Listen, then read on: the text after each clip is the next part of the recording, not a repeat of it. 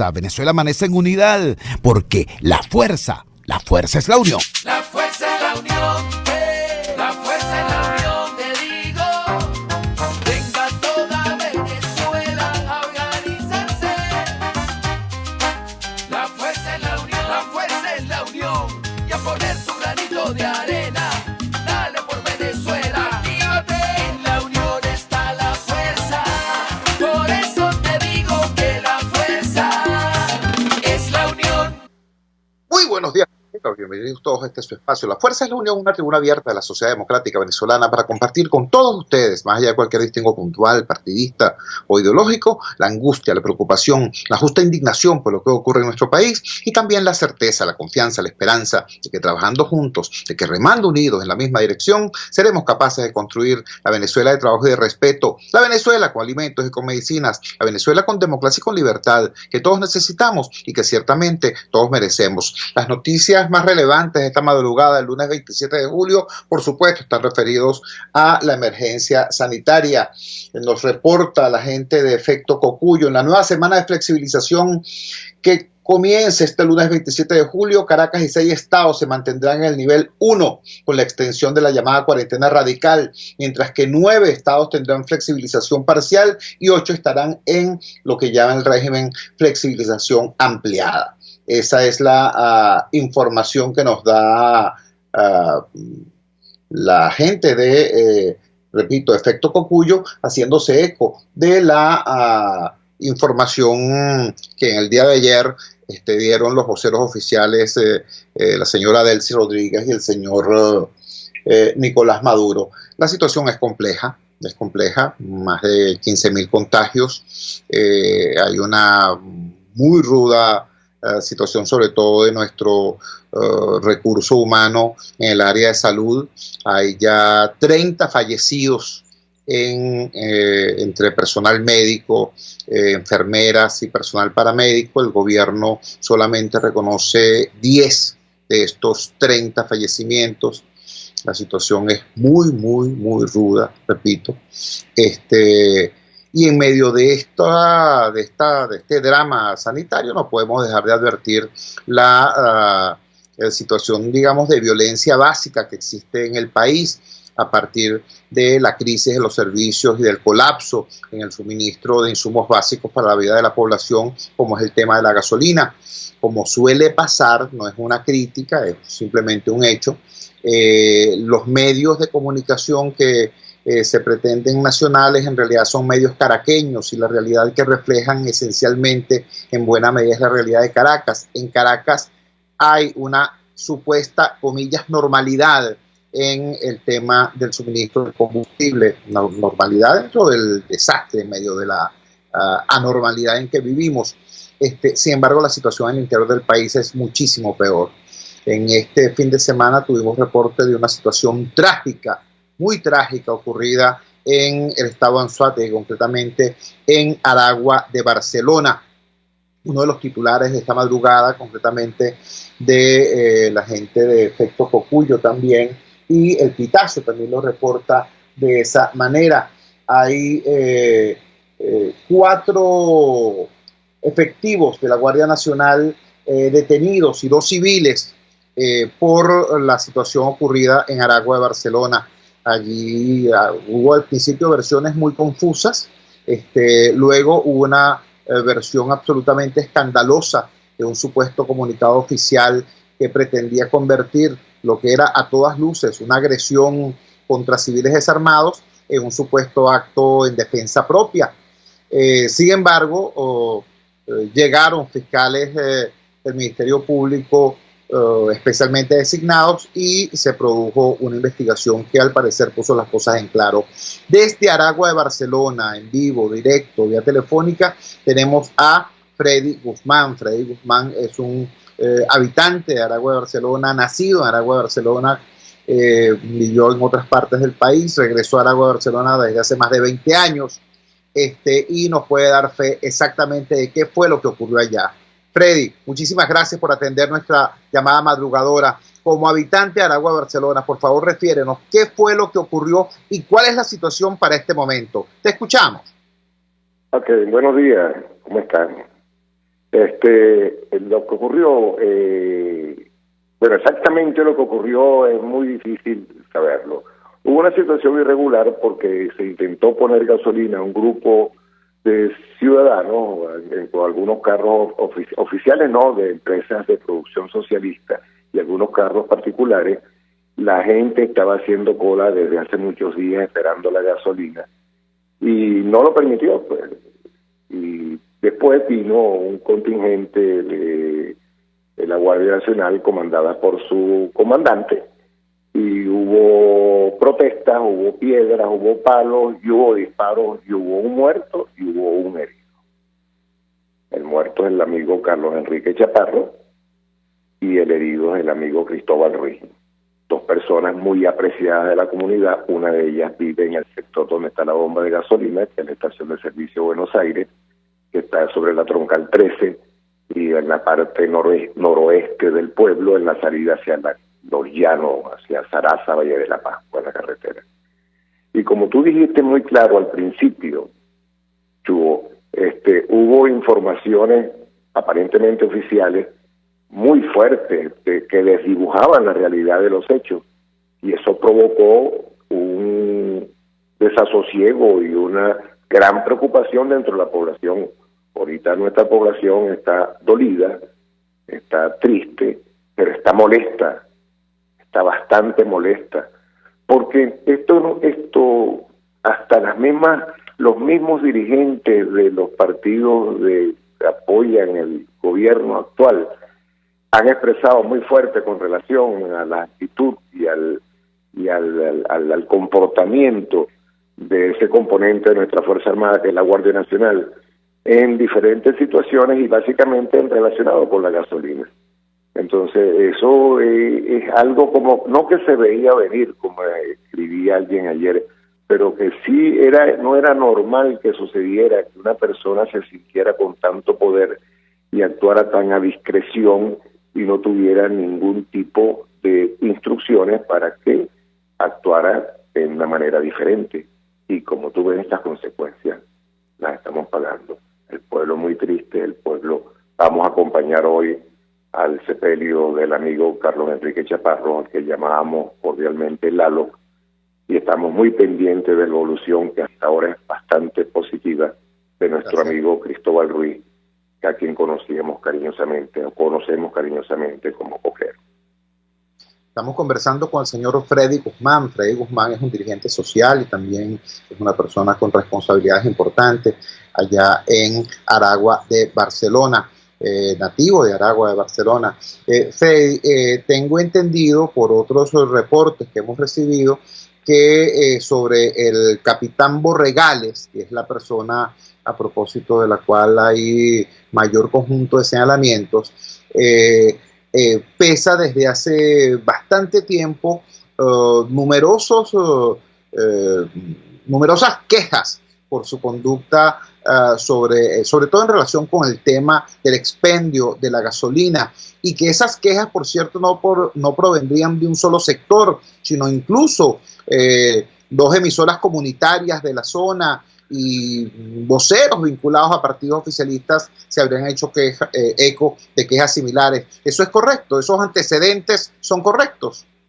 Eso es cierto. Hay muchas quejas de la gente, y tú en la calle, tú en el día a día, esto es un pueblo pequeño, esto es un pueblo que tiene el municipio tiene alrededor de 50.000 habitantes, el pueblo debe tener alrededor de 43.000 habitantes.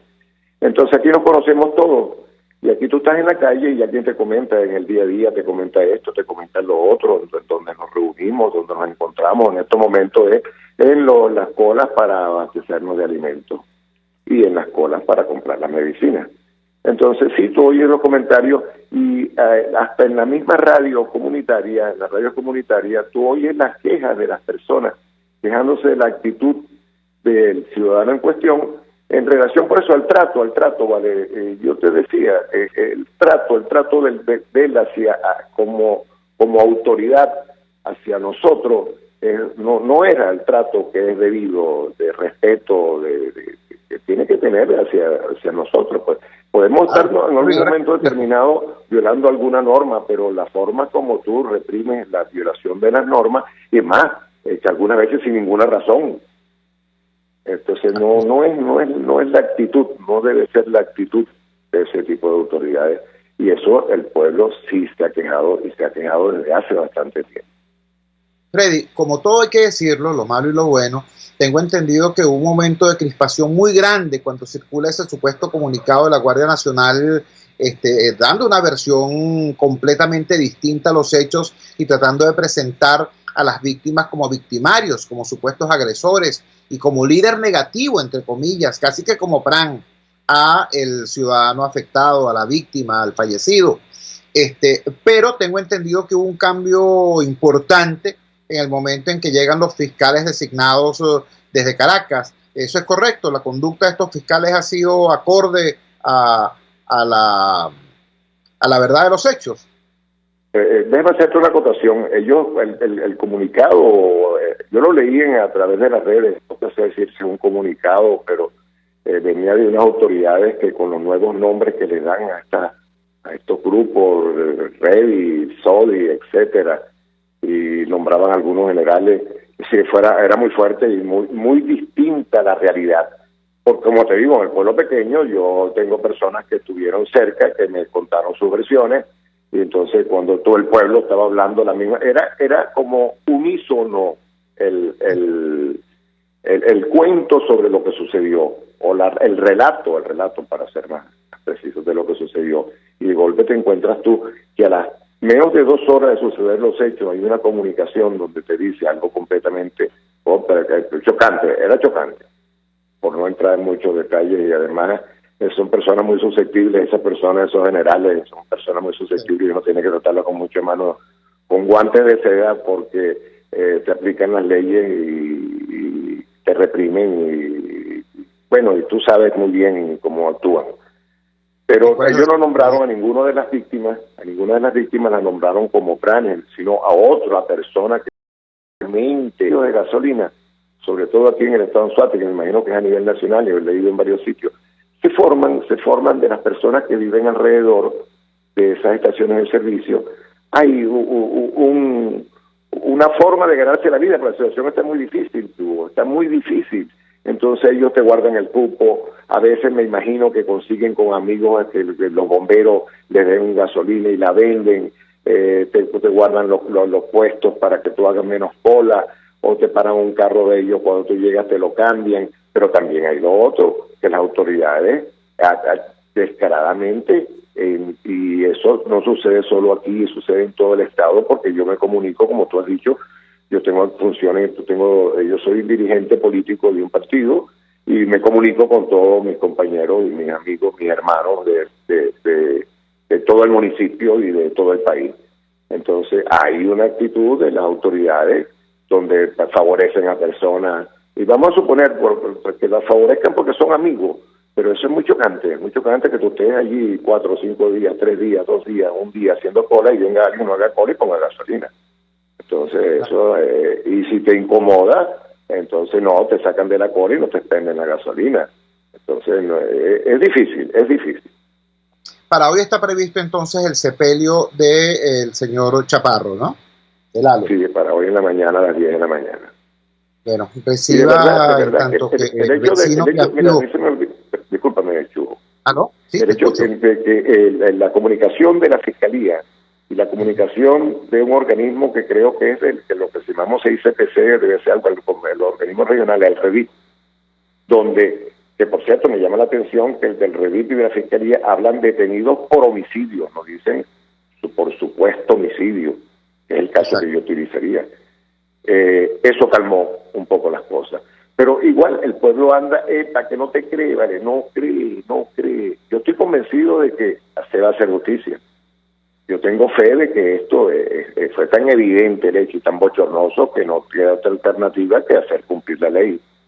Pero la gente no le cree. Claro. Hay crispación. No. Sí, no cree que esto sea verdad, que esto es un cuento, que mañana lo cambian, lo sacan, lo sueltan a presentarlo, etcétera. Se van, porque ha sucedido en otros casos, no en casos tan evidentes y tan graves, pero ha sucedido. Así es. Entonces la gente anda como a la expectativa.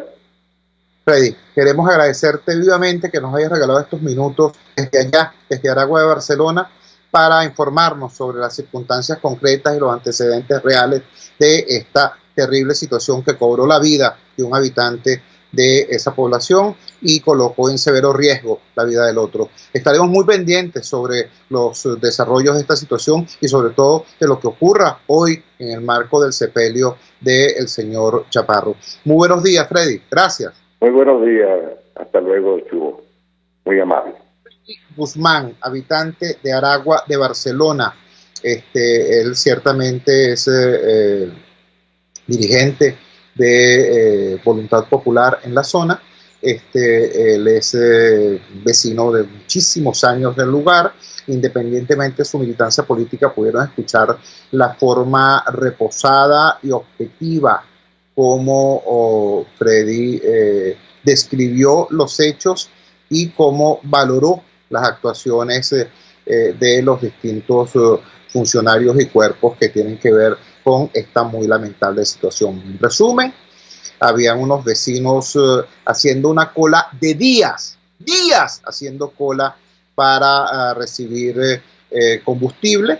Se presentan elementos de la fuerza pública acompañados de otras personas que iban a saltarse la cola y de esa manera irrespetar a estos ciudadanos. Se produce de esa manera o a partir de esas razones un altercado y es en ese contexto cuando se abre fuego sobre la población desarmada con saldo de un fallecido y de un herido grave.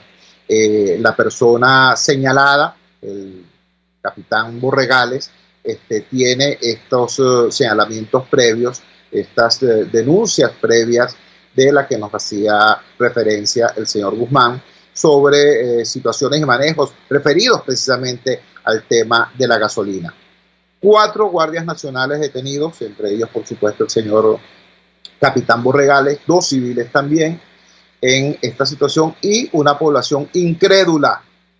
Ya saben que están presos, pero creen que en cualquier momento con cualquier argucia pseudo legal, pseudo judicial, pudieran ponerlos en libertad. Hay tensión entonces, hay crispación entonces, y nosotros vamos a seguir muy pendientes de esto, porque, por cierto, esto es una situación que es síntoma de un tema que luego vamos a discutir con más profundidad. La manera como la represión se ha autonomizado de las líneas de mando y de las directrices políticas incluso, y ha pasado a transformarse en una suerte de represión dispersa, amparada únicamente por los designios de la corrupción.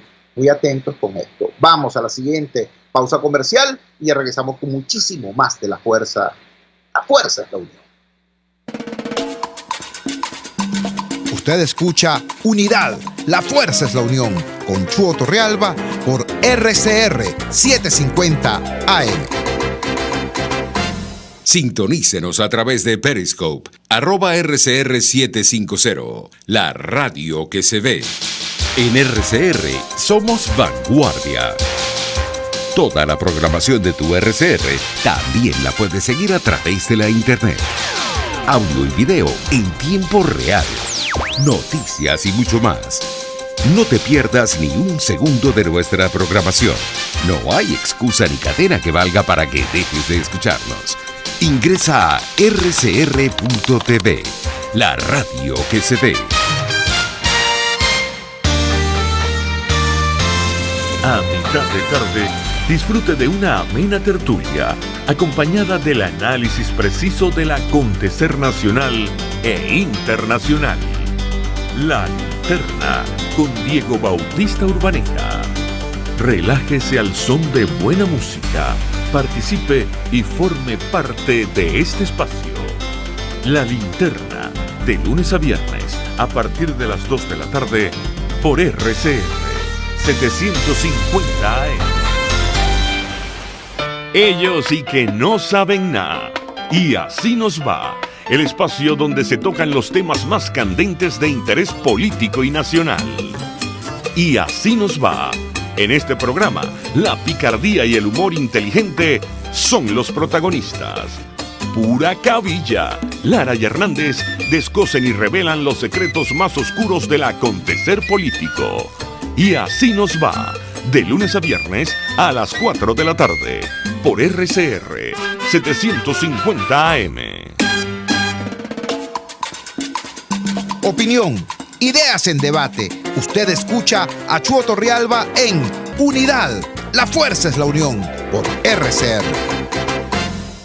Regresamos a La Fuerza es la Unión y vamos ahora con un tema extremadamente doloroso y peligroso para todos.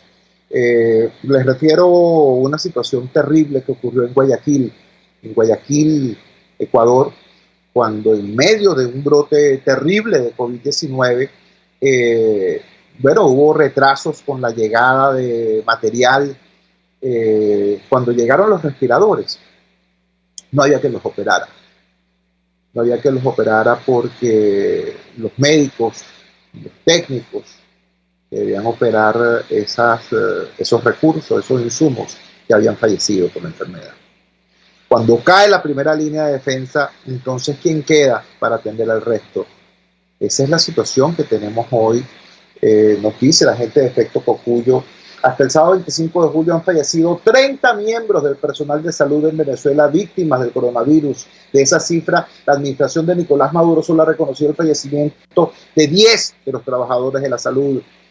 Es muy complicado esto, muy complicado. Una de las profesionales de la salud que ha fallecido recién es la doctora Livia Carrión. La doctora Livia Carrión es el tercer profesional epidemiólogo que cae víctima del coronavirus en apenas días. Ella trabajaba en el Hospital Ruiz y Páez, en el estado Bolívar. Gracias al doctor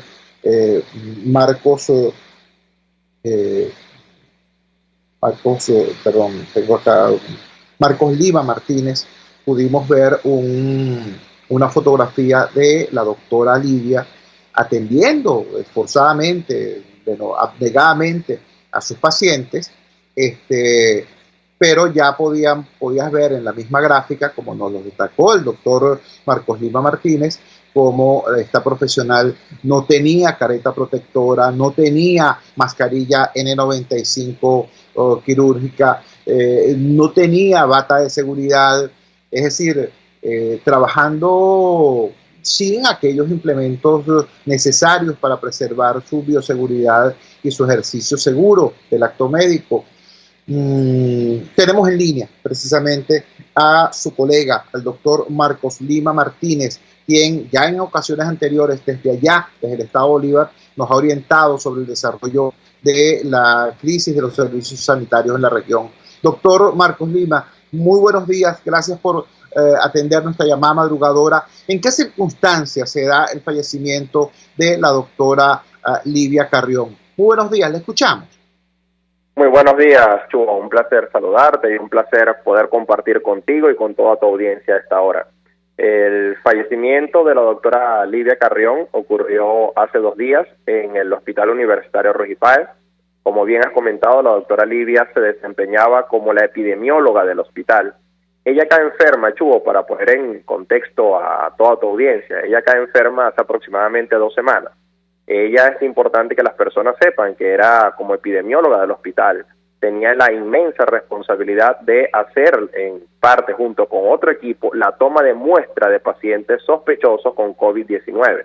Recordemos que cuando me refiero a la toma de muestra, me refiero principalmente al hisopado nasal, que es la muestra que se envía desde el interior del país a Caracas para que en el Instituto Nacional de Higiene Rafael Rangel puedan realizar la prueba PCR, que es la prueba confirmatoria para el coronavirus.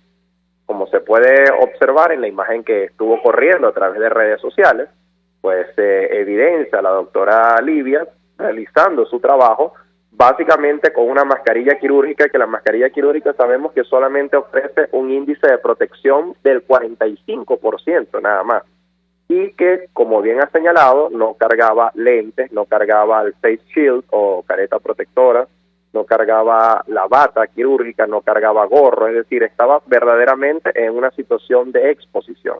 Esta profesional de la salud contaba con más de 60 años, lo cual la hace de por sí una paciente de alto riesgo.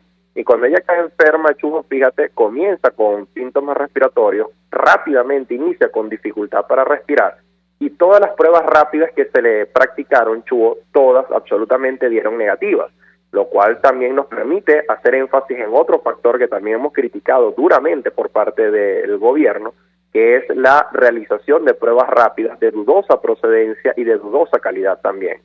Todas las pruebas rápidas que se le hicieron fueron negativas. Por el antecedente epidemiológico y por la clínica, se piensa que la paciente tenía COVID-19, rápidamente es pasada a unidad de cuidados intensivos, donde finalmente fallece hace 2 días.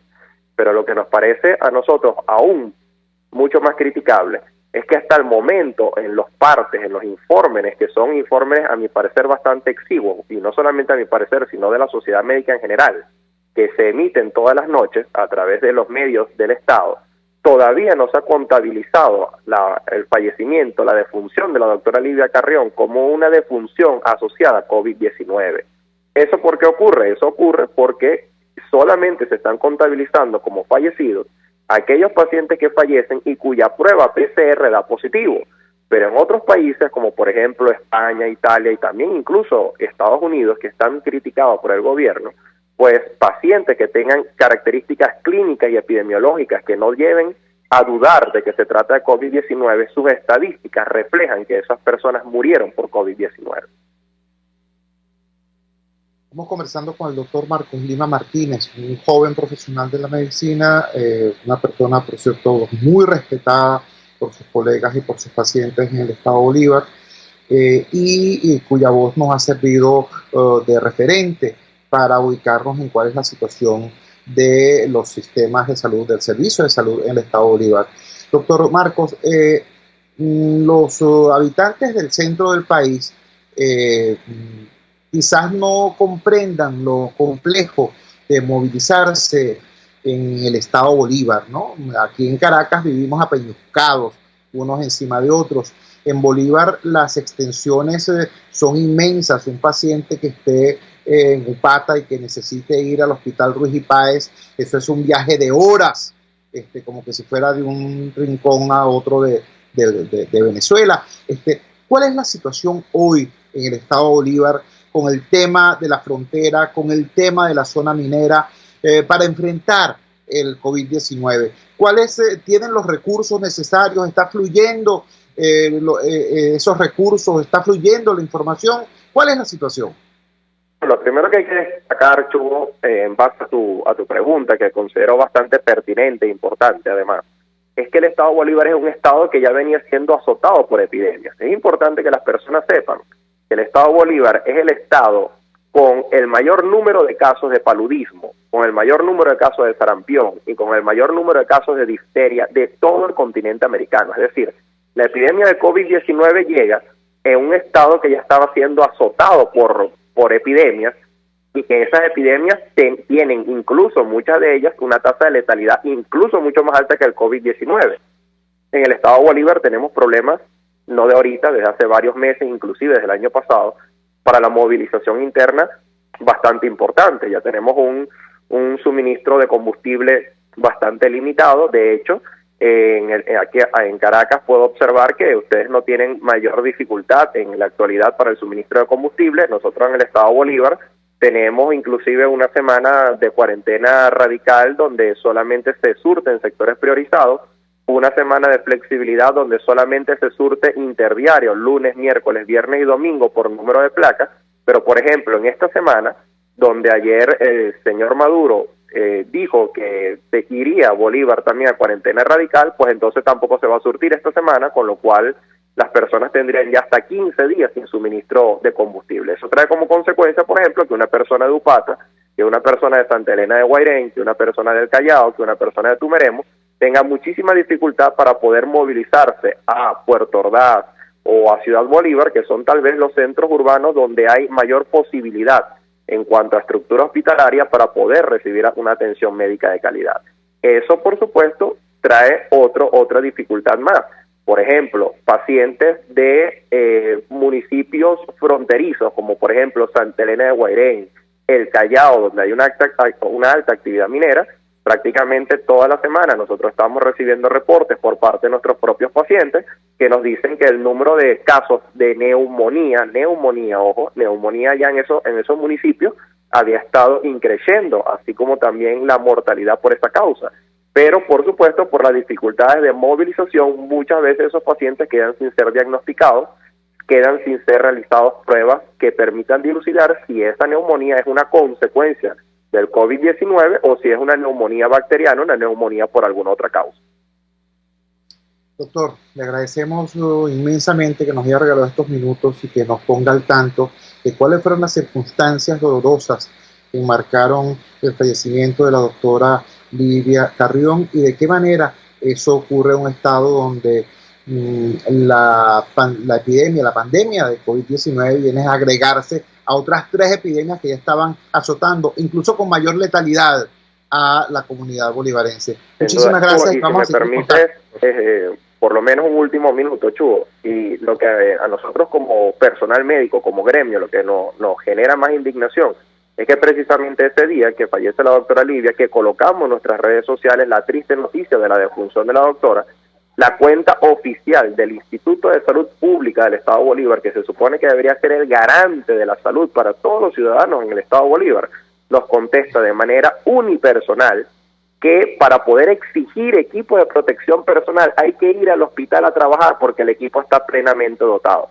Es importante destacar que la dotación de equipo de protección personal que llegó al Hospital Universitario Roy Paz y que llegó apenas la semana pasada fue la que se envió a través del convenio que se realizó con la Organización Panamericana de la Salud, que dotó de equipo de protección personal. Pero hay que destacar que esta pandemia la tenemos desde el mes de marzo, desde el 13 de marzo, cuando se realiza el primer anuncio. Y, por supuesto, destacar también y responderle al Instituto de Salud Pública, como lo hicimos a través de nuestras redes sociales, que el tener equipo de protección personal es un derecho del personal de salud, no es una dádiva que ellos nos dan.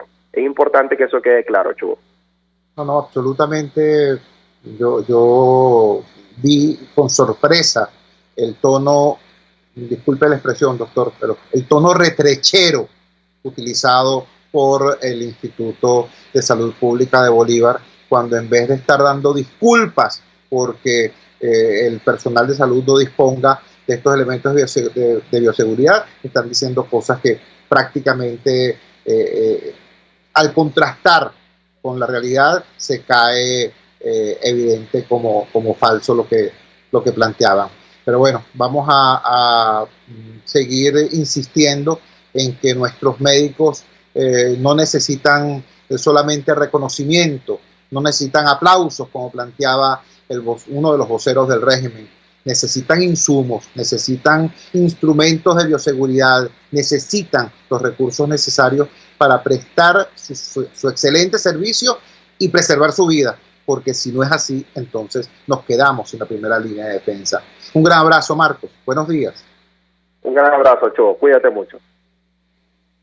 El doctor Marcos Lima Martínez. Ustedes no se imaginan lo que es estar haciendo eso que hace Marcos, eso que hace la doctora Lidia, pero en un lugar que esté, por ejemplo, a 3 horas de Puerto Ordaz, literal. Y a veces no es que está lejos, a veces es que no puedes llegar porque, como nos acaba de decir, no hay gasolina. En esas lejanías, en esas soledades, en esas vastas extensiones, entonces no tienes combustible como mover. Muy complejo. Y así, en esas condiciones están trabajando nuestros médicos.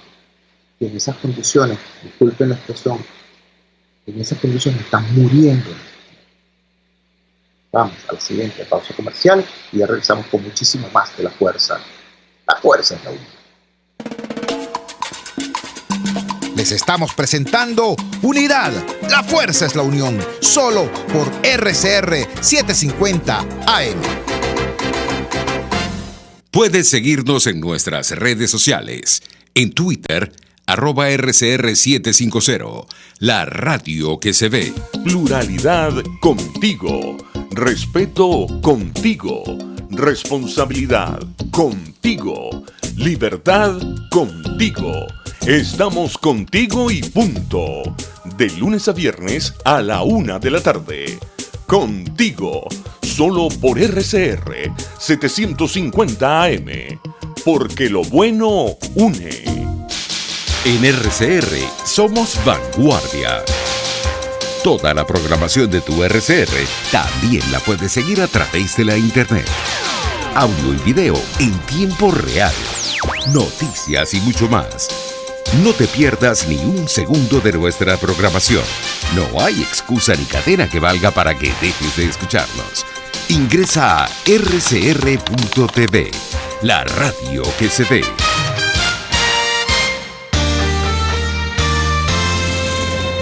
Los temas de actualidad más relevantes son expuestos a la luz de La Linterna.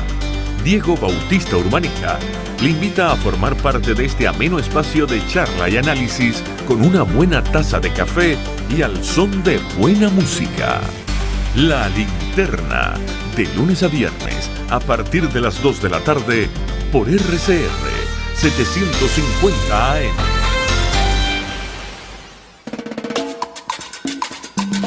Les estamos presentando Unidad.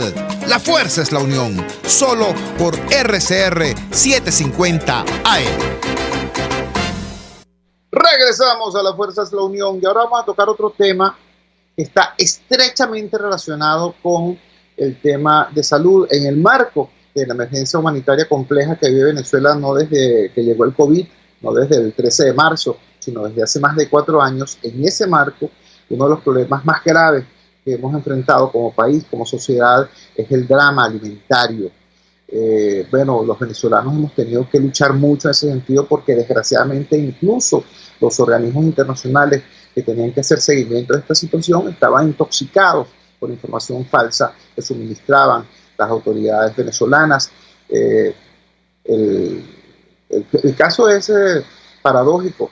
El gobierno de Maduro llegó a recibir premios de las Naciones Unidas, de la FAO concretamente, por su excelente desempeño en materia alimentaria, y luego en cosa de meses el gobierno de Maduro ha sido incluido en la lista de los regímenes, de los gobiernos de los países en peor situación, en peor desempeño desde el punto de vista alimentario.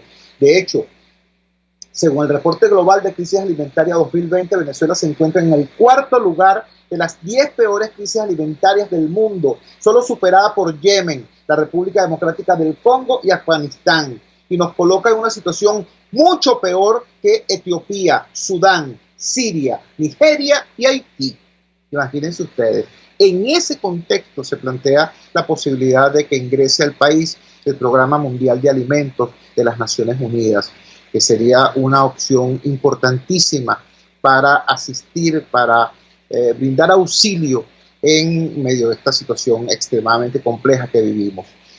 Pareciera sorprendente que algo como eso encuentre algún tipo de resistencia o dilación. Sin embargo, todo es posible, lamentablemente, en este país nuestro, en estas condiciones políticas en que nos encontramos.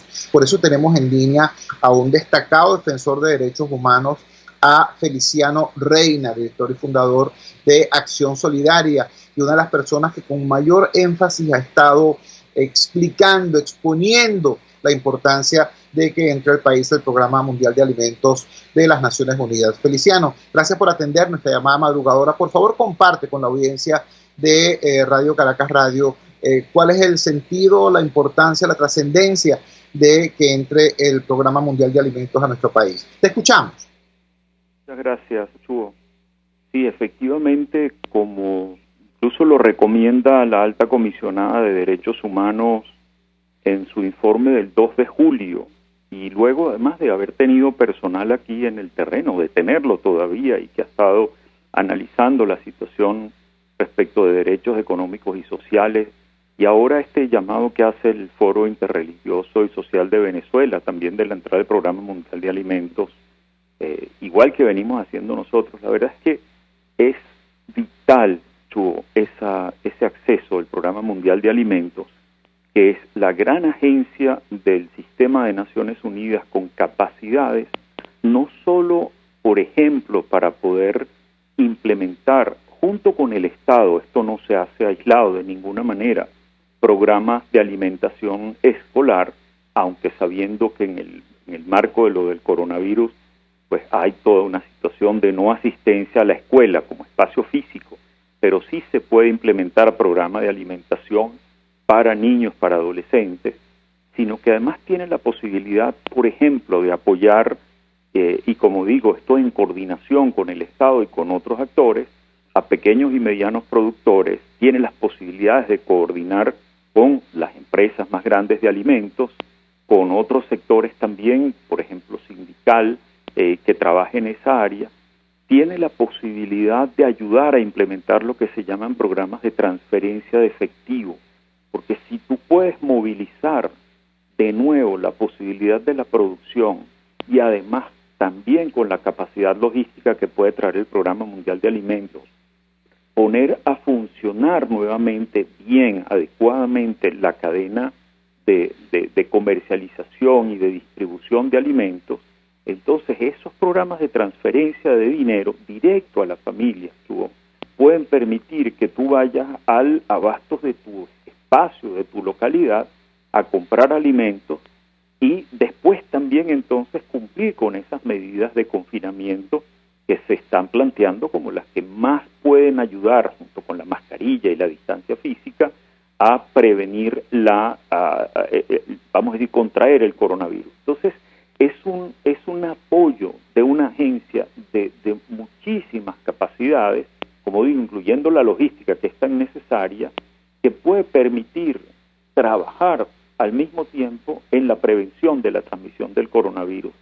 Dilatar esa entrada es dejar que los efectos de la pandemia vayan creciendo como lo estamos viendo, esos números que sostenidamente van creciendo, que como había dicho la academia, podían llegar en un momento dado a ser de 1.000 a 4.000 casos al día, ya estamos viendo 600 por día. Entonces es fundamental, y aunque hemos oído que podría ser septiembre el mes de la entrada y eventualmente implementar programas para octubre, noviembre, nos parece que es demasiado lejana la fecha y por eso tan oportuno el llamado de la alta comisionada y tan oportuno el llamado del Foro Interreligioso y Social de Venezuela. Estamos conversando con Feliciano Reina, activista ciudadano, defensor de derechos humanos, quien nos está explicando la importancia de la entrada en Venezuela del Programa Mundial de Alimentos. Estábamos conversando hace poco, Feliciano, con el doctor Marcos Lima. Él nos explicaba la terrible situación que hay en el Estado Bolívar para el acceso al combustible y lo que eso significa como engorro, como problema, tanto para los pacientes como para los mismos médicos. Antes estábamos conversando con habitantes de Aragua de Barcelona, este poblado del estado de Anzoátegui, donde la crisis del combustible generó una situación que incluso le costó la vida a un habitante del lugar y casi genera la muerte de un segundo que quedó herido grave. Te hago esta referencia porque tengo entendido que el Programa Mundial de Alimentos no solamente podría ayudar con insumos en materia alimentaria o con estos apoyos a la cadena productiva, sino que incluso trae su propia logística, podría traer su propio combustible, incluso para garantizar que estas diligencias en efecto se hagan. ¿Eso es así? Mira, muy importante ese punto, Chugo. En una reunión que sostuvimos en algún momento con parte del equipo humanitario de país de Naciones Unidas, hicimos esa pregunta específicamente, dado este contexto, además tan complejo y de falta de gasolina, si era posible, y nos comentaron que sí, que hubo una oportunidad en la que también, pues en un lugar, en un país sujeto a incluso a estas sanciones en el ámbito petrolero, sí había podido el Programa Mundial de Alimentos recibir la autorización de una movilización importante de gasolina para todo lo que fuera la operación relacionada con lo humanitario. Porque además el Programa Mundial de Alimentos dentro de las agencias tiene un número importante de vehículos, de helicópteros, de aviones, de camiones, es decir, puede ayudar incluso de esa forma.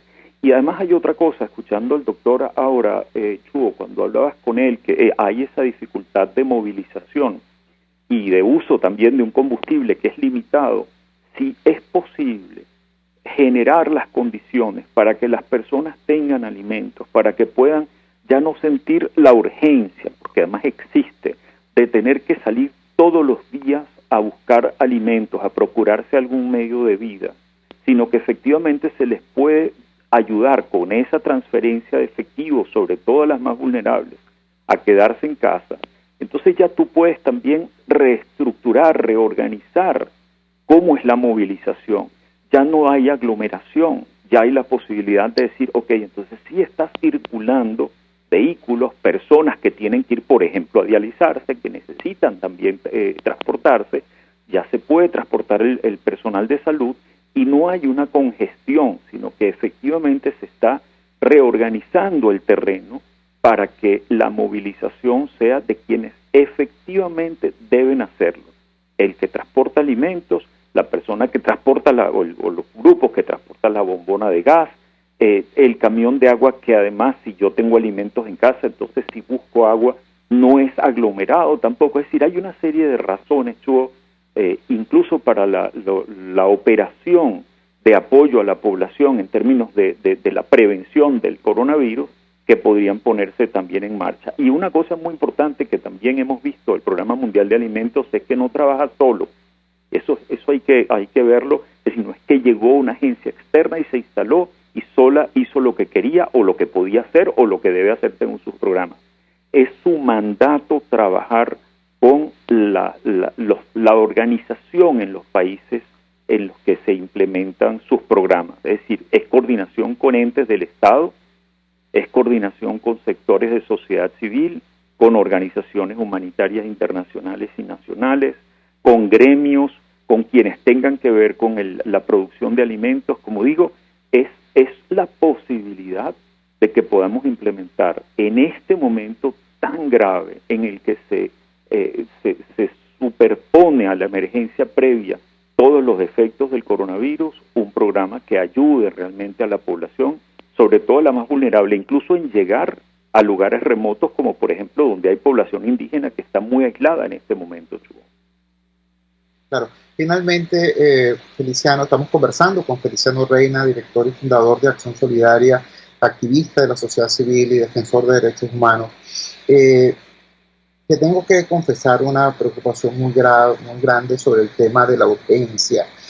Nos acaba de decir el galeno desde el Estado Bolívar que habiendo empezado esta emergencia sanitaria con el COVID-19 desde el 13 de marzo, hace apenas una semana llegaron los elementos de bioseguridad, y eso porque fueron los elementos concertados en el acuerdo entre gobierno, Asamblea Nacional, con la mediación de la OPS, porque si no, no hubieran llegado nunca.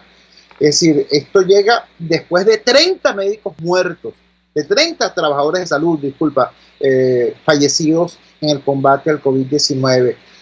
¿Cuánto habría que esperar para el ingreso del Programa Mundial de Alimentos? O sea, yo te escucho, digo, y escucho que, bueno, que pueden traer alimentos, que pueden traer gasolina, que pueden traer su propia logística, que pueden ayudar en transferencias de efectivo, que pueden apoyar a los productores locales, a la cadena de suministros.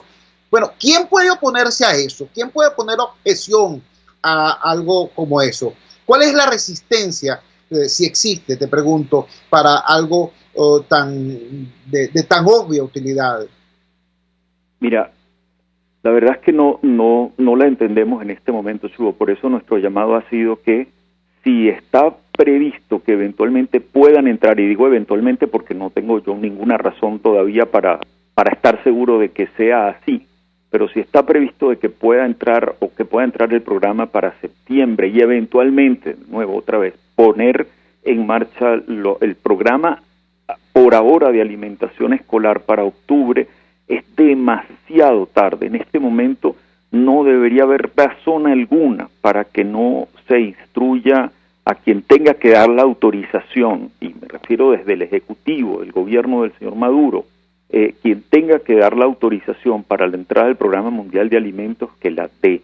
Nosotros entendemos que, y esto por el equipo humanitario del país, del que formamos parte con Naciones Unidas, que esas conversaciones se han dado, que se dan regularmente, es decir, que toda la plataforma está allí para que se pueda acelerar esa entrada. Septiembre es demasiado lejos para lo que estamos viendo y para cómo puede empeorar ya la situación respecto del coronavirus.